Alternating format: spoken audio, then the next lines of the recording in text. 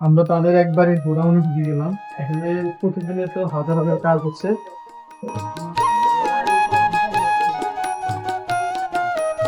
তো শাড়ির কাজ চলতেছে, শাড়ির তলা বানানোর একটা কাজ চলতেছে। ভাই আমি কি একটু দিতে পারি? আমি একটু দিতে পারি?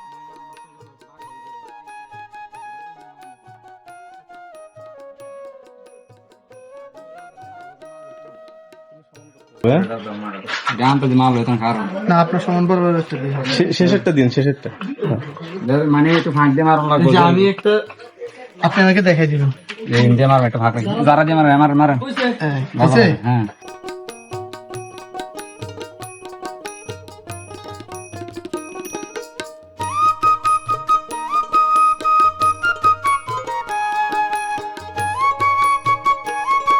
আচ্ছা, এখানে বালুর উপরে রাখা হয় কেন?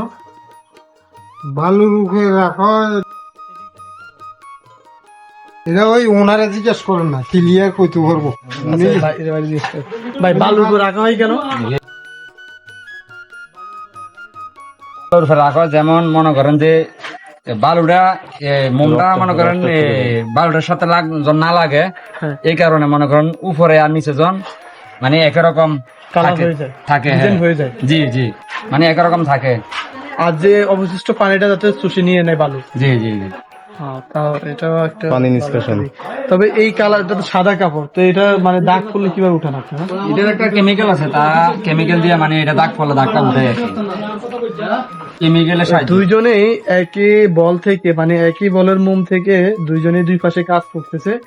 দুইজনের কাজটা কিন্তু একই, হয়তো বা ডাইস আলাদা, কাপড়ের কাজ, ডিজাইনের কাজ একই কাজ।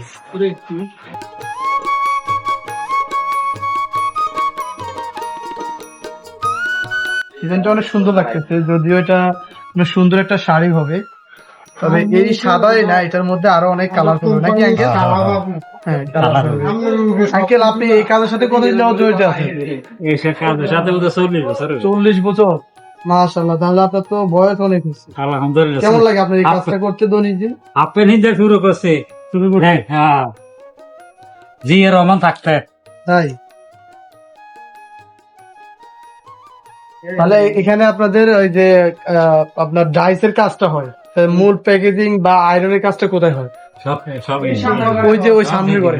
তাহলে আমরা এখন চলে যাব সামনের ঘরে ডাইসের কাজ দেখতে আর প্যাকেজিং এর কাজ দেখতে। প্যাকেজিং এর কাজ শেষ করে আমরা এখান থেকে বিদায় নেব।